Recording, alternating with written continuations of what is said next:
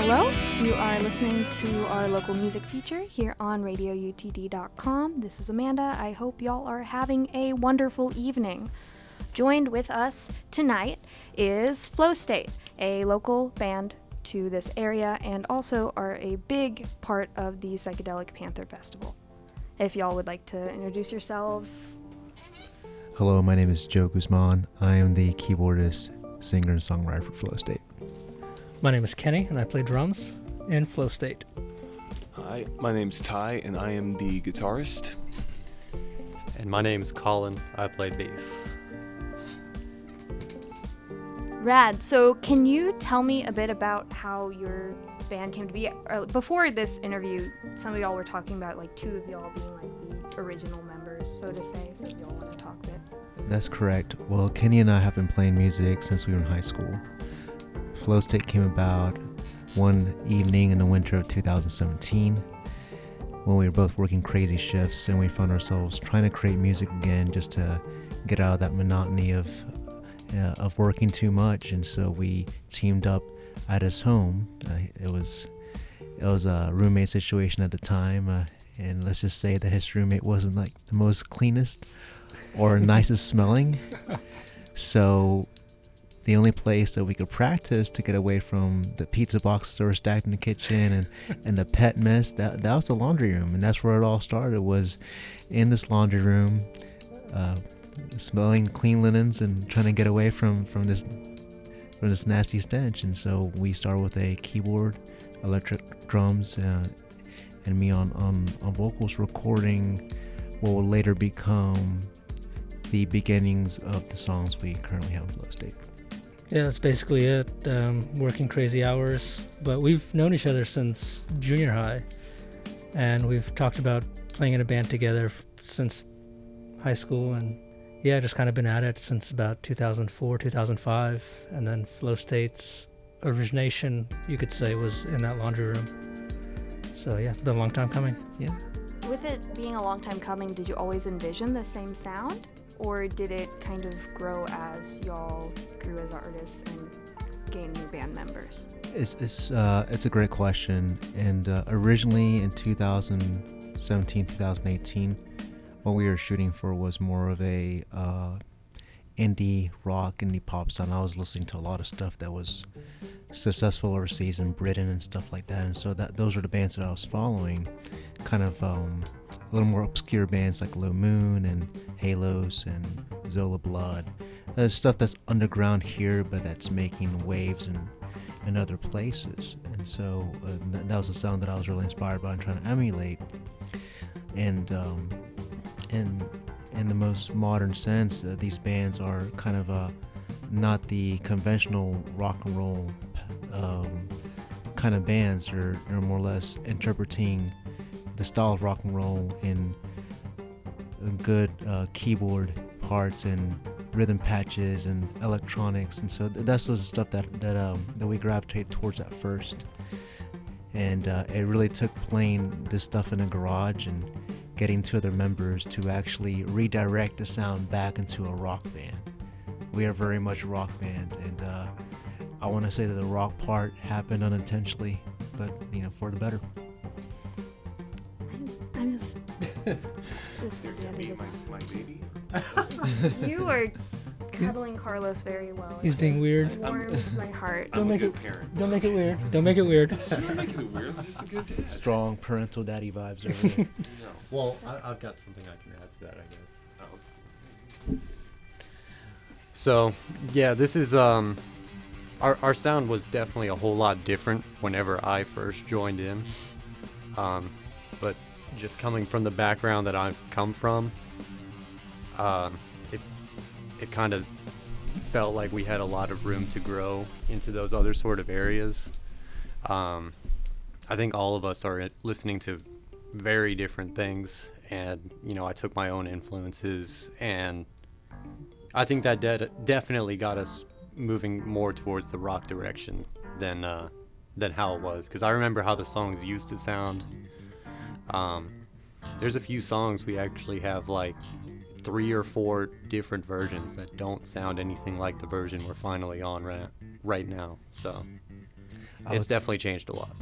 I would say with the bass playing, that kind of added a drive to the music that kind of forced an evolution, if you will. It kind of forced a shift at a certain point so that we could keep up in it, and it changed everything. It changed the way I sing. I had to take these airy vocal parts that I wrote and actually put some diaphragm behind it. It made me a rock and roll singer just through that experience, you know, and there was an evolution point, especially even after we brought Ty on board, you know, especially after we brought Ty on board, then it became a full-fledged rock and roll psychedelic kind of, you know, almost neo-psychedelic kind of sound, you know, and it keeps evolving, you know, with everything new that we write. So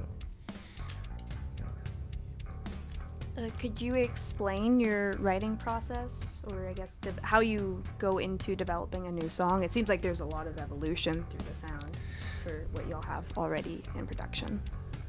For the newer songs that we've been putting out, it's a mix of all of us now. Where before it used to be Kenny and I kind of laying down the foundation.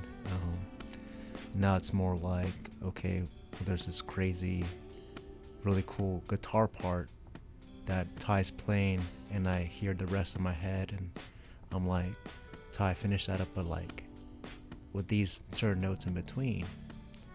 And then that song becomes a new song that we're about to showcase next show, called Brain Unplugged. And Colin starts a song off of a bass line, you know, and so I take lyrics that I've already written, and I determine, oh, that sounds like this song that I wrote years ago. Let me put the lyrics to it, and you know, and mold them to what's going on, and you know, that song became Puppet. You know, it used to be that, well, since I was 15 years old, I was a song factory, and I'm like a shook up Coke bottle now because I'm spraying all over the place as far as lyrical content goes. But I've had that bottle on the side for years, you know, and so I have lyrics for days. You know, and it used to be that I would hear a vocal line in my head, and I'd go to the piano and pick it out and say, oh, that feels like these lyrics that I was trying to write years ago. And so I'll sit down with it and I'll write a full song, you know, that way. Now it's a combination of that, but also harmonizing with the other elements in the band. And I think it's a very interesting dynamic. It's something new. It's been new for about a year now, and it's very exciting. Y'all have anything to add on to that? No, that's basically it. When we first started as a two-piece, we kind of kept that same energy and kept that same philosophy, shall we say, of the two of us just writing the best of what we could, but we were limited because it's just the two of us. And as talented as my man is, he can't play 3 or 4 instruments at the same time. So it's good to have these guys on board, and when the 4 of us are in the room together and we just create, I think something really interesting and unique and special happens. Yeah, no, I definitely remember, like I mentioned earlier, how the songs used to sound versus how they are now. You know, me being the bass player and influenced by the bands that I am, you know, none of those bass players are really doing, you know, the basic boom, boom, boom kind of stuff. They're doing something a little bit more interesting than that, and that was something that was really important to me. I don't know, I guess I didn't want to do the, you know, just regular bass stuff. So taking the songs that were already around, I started trying stuff out, and that's, I think, a big part of what helped the songs evolve into what they are now. Well, I'd like to add my 2 cents there. Just in case y'all, Colin is an amazing bassist. Like, his bass lines are pretty sick. Like, I've played in a lot of bands, but like Colin's bass lines are just like, oh, just mwah, just perfect. I'll take it. You're welcome. Appreciate the love, Ty. That's harmony right there, folks. I love you, baby. I feel like that. Carlos the Frog is having a wonderful night right now, y'all. They're making it weird. I'm not They're making. not making no. Carlos the That's Frog is my wholesome. child now. Okay. I'm looking the other way, and I'm glad that I am. You can hear the noise. Picture it in your head. See, now it's weird. No, I'm getting flashbacks to an ASMR episode one of our DJs did. Yeah. Yeah. Were they rubbing the frog too, or like? They did not think to do that, and I'm glad. Did they hum on the mic the whole time? No, they brought in a set. Okay. We have had an accidental food ASMR though. Really? Oh, Jesus. Mistakes were made that day. Right. So you were talking about how, accidentally going into this kind of rock and roll vibe, and you briefly mentioned, the neo-psychedelia. Here at Radio UTD, we have a very strong history of psychedelic music and psych rock. So could you maybe enlighten us on some of your influences or how it kind of developed where you identify with the neo-psychedelia psych music? It's very easy for me, being a child that was born in the 80s and raised in the 90s to remember things like Tears for Fears and Depeche Mode and Psychedelic Furs and things of that nature. Just playing on the radio, just as I was a little kid walking around, and it did have an impact. Especially, I want to say, if anything, it had an impact on the way I approached voice. Because in my mind, I did listen to a lot of music, but in my mind, those were the best singers of that era, and so I found myself singing a lot of Depeche Mode to myself and things of that nature, and kind of going down that rabbit hole as a teen, collecting the vinyls and just going from there. It was a big influence, especially with the vocals and the songwriting, the poetic songwriting of the Smiths, for example. The lyrics weren't vapid, and they weren't necessarily angry all the time. It was more of a, it was just a different style. It was like poetry. So, yeah. Big time influence. And I guess for the rest of the team, do y'all have maybe a different view on psych, or how I guess you came to be associated with it as a sound?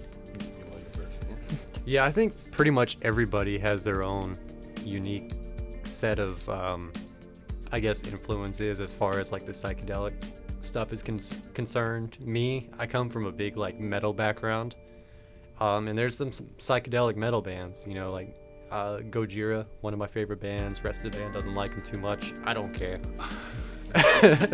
But they do some really cool spacey stuff. So I like that. I like Porcupine Tree. I like Tool. I've listened to a lot of Ocean Size lately, and they're doing all sorts of that kind of stuff too. But yeah, I mean, my stuff is definitely different than what everybody else has been listening to, but there is some mutual ground. That is true. Like Tool, there's a band called PG Lost, which we all seem to like. Stuff like that.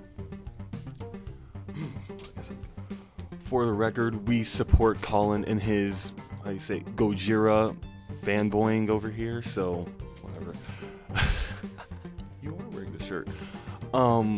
It's kind of weird for me to be associated with the psychedelic label, I guess, because I grew up on like the 90s stuff like Nirvana, Foo Fighters, Soundgarden. So, and a lot of garage rock bands, I really was into that as a kid. So, it's kind of cool to be, I guess this is a new territory for me, to being labeled something completely different than I envisioned myself being labeled as. So, yeah. Well, the word psychedelic, its literal definition is, especially when it comes to music, is recreating an experience of an altered state of mind. And when it comes to psychedelic rock, it incorporates the use of noise and other elements to do so. It's as Oxford as it gets, and so there's a lot of bands that can share that umbrella without necessarily having to be strictly genreified. There's neo-psychedelia like the Smiths and the Cure and that whole thing. There's more directly associated psychedelic acts like Mercury Rev, maybe things that few have heard of because they're so far in left field. Swans, and so the umbrella is actually quite big, and I think it's thanks to the actual psychedelic pioneers like Jimi Hendrix, Pink Floyd, that kind of created such a big umbrella for everybody to sit under and share. Even like Colin said, metal has psychedelic aspects. There's a psychedelic porn crumpets, right? Yeah. Oh, Yeah. That is, those were a part of our promoter music a few semesters back. Beautiful. It's fun to hear these. Yeah, Wow. like same Yeah. with Mercury Rev. They're a part of some of the promoters we work with. But yeah, I really enjoyed the psychedelic porn crumpets Oh, yeah. album. I showed him the song November, if you know that one. I think so. Maybe it's like check now, but later. Yeah, not right now. Maybe. Even post-rock. Post-rock is very psychedelic. It's extremely psychedelic. Bands like Mono, bands like Sigaros and Slow Dive, and even our local post-rockers, Driving Slow Motion, which we'll be sharing the stage with, extremely psychedelic, and there's nobody that's gonna argue that, And they're fantastic. So salute to those guys, amazing guys, and just amazing music that they're creating. Really inspirational, inspires me, and I know it inspires the rest of the band too. Yeah. We're inspired by that movement, using the noise to replicate that altered state of consciousness, using layers of sound specifically in our band to create an atmosphere. Yes, we'll do rock, but we're also going to do that. We're also going to add that little bit of seasoning on top. And tell a story with lyrics. And tell a story with lyrics, absolutely. With that, have you ever thought of extending that theme into like a multimedia aspect? Actually, I did reach out to a projection artist, so that's in the works. It's going to be trippy projection art at our festival, and hopefully we can do more things in the similar vein as far as combining those two. The festival that I'm planning is all about crossing those medias. It's called Psychedelic Panther, and it'll take place on April 15th through April 17th at Main and South Side. This is going to be a big event that has 29 bands from all corners of DFW converging, most of them either psychedelic in nature or psychedelic leaning. Some of them really psychedelic like Maestro Maya or Siamese Hips or Sunbuzzed. We're going to have them, they're from Denton. A few bands from Dallas in that same category. And there's going to be art.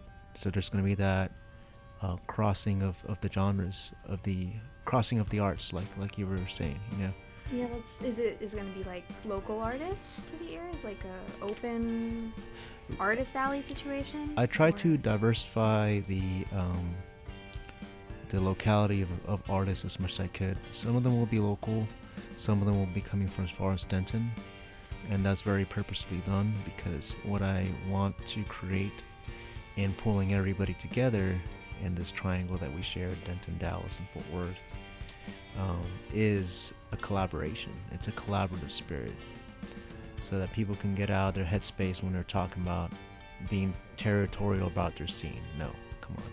DFW is not that big. We are not New York City. We can all work together, and we can all come on top together. It's how Seattle started, how the movement started in Seattle. And I think that that this is just a beginning to that. So that's what I'm in for. Yeah, that sentiment came across from the bands that have promoted this festival already. Us here at Radio UTD are really excited for that festival. It just looks really rad, and it's nice to see new and familiar faces. At the time of we're recording this interview, our session with Estacado is still, in post-production, but we're hoping to release it just in time that it matches up with the festival. They're amazing. They're great. So Sticker. But yeah, all this came together, thankfully, because everybody loves the concept, and because it's bigger than me, it's bigger than them. This is something that has the potential to be historic, and like I said, a movement. And I think everybody that signed on understands that.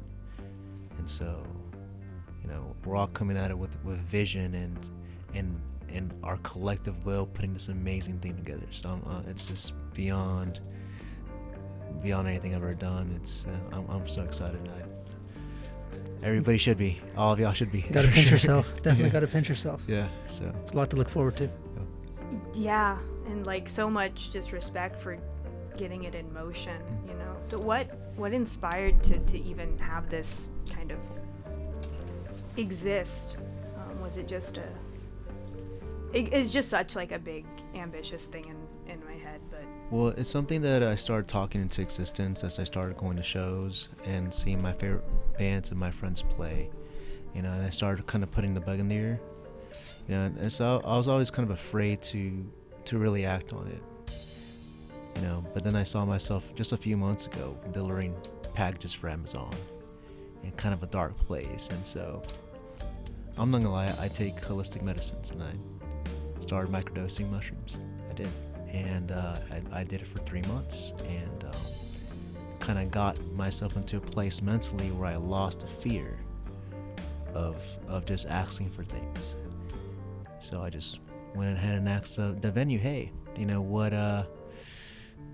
what do you think about this festival? And they're like, well, that sounds good. Can you get the people? So I'm like, okay. Mass Facebook chat message to everybody in town, and 99% were on board. But yeah, I think it was a kind of an awakening of sorts that allowed that to happen. Kind of losing that fear, and whatever fence that I was on no longer existed after that. So yeah, that's just an awesome depiction. thank you. Our next show will be at Main and South Side on March 19th. That's in 10 days. We're going to be sharing the stage with some great artists, Poems in Parentheses, which is Rebecca Joswiak's new project. We're going to be sharing the stage with a band called Little Beards, which is Sean Kirkpatrick from Nervous Current's side project. And we're going to be sharing the stage with a great doom metal band that's going to be headlining called Sharpie. And so it's going to be a nice little mix of things. If you want to purchase tickets to the festival, please go to www.worldwideweb.psychedelicpanther.com. And you can purchase $15 for a day pass, or you can get the whole weekend for $30. That's all 3 days, 29 bands for $30. That's a steal. Yes. Do you know what's happening across the pond over in Denton? They decided they want to have a festival where their weekend pass was $75. Instead, you can come see bands you like for $30. I'm not saying, I'm just said, I'm just saying, so anyway. It's going to be a good time. Definitely a historic moment for everybody, and hopefully an experience. So I hope to see you there, all of you out there listening to Radio UTD. Is there anything else you wanted to know or ask? Y'all went into socks for a bit, sock puppets. Yeah, I'm curious about that too. What? Okay. Yeah, I don't know about that. So there's a moment in time. Well, Flowstate has a meme page. Okay, so let's start there. Flowstate has a meme page. You can look us up as a person. You can add us on Facebook as a meme page. It's Flowstate dash page. It's great. And so we were talking about doing a show on that page with sock puppets, and the sock puppets being extremely vulgar as they advertise our shows, and just kind of talking smack in general. And so we were thinking one of these puppets with the googly eyes just saying, oh, it's Flowstate, at the end of every commercial, and so we will take votes. If you think this is a good idea, please please follow us on Facebook and let us know. We'll probably be holding a poll, We should hold a poll. and we would love to hear your feedback on this. I mean, just seeing sock puppets and listening to our music, I'm trying to mix those two together. I don't. Get a nice flow. It's unique. It is unique. It's a contrast, Sock puppets. a pretty strong, hard contrast, if It is a anything. pretty hard But contrast. we think it'd be funny Yeah, because our songs are not funny. they're not. And they're pretty intense, but hopefully they'll help you through whatever you're going through, and that's the intended case. Yeah, it's definitely what we're trying to do. Y'all already plugged your Facebook, but are there any other socials? Yes, all of them. We are also on Twitter and Instagram. Follow us. We do follow back. And it's at Flow State Band for everything. Awesome. And when is that EP gonna drop? Oh boy. So Or if there's no date, that's fine too. we'll be releasing our EP here in the next coming weeks. So stay tuned. Maybe probably the first week of next month. We're going to be dropping Darkness and Light, which is just an older collection of songs that we managed to bring back to life and give new meaning. Yep. Follow our pages and we'll let you know. It's another good point. Yeah. Thank you so much again for coming to the station tonight. Thank you for having us. Thank you so much for your time. Thank you, man. Thank you.